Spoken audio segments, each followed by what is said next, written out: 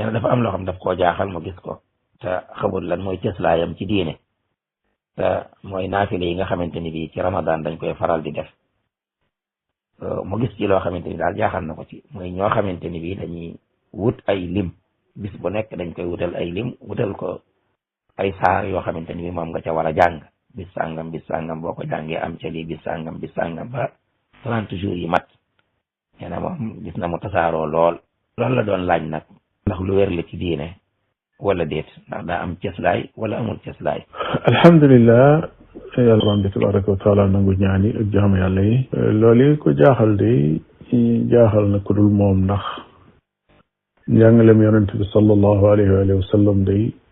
nekku ci muy wax naan guddig alxames booy naafila nangam ngay jàng bu dee guddig ajuma nangam bu dee guddig gaaw nangam loolu moom nekku ci njàngalem yonente bi alayhi salaatu wasalaam kon loo xam ne nit a ko sos rek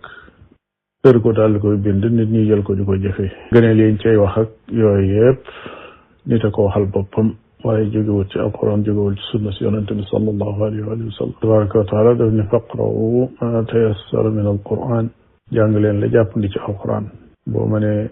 naafila di jàng alquran ba mu mën a jeex ci weer wi moo xam benn yoon la moo xam yaari yoon moo xam lu ko ëpp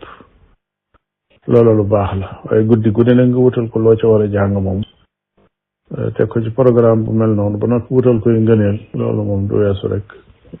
yi nga xam ne moom la nit ñi di sos naam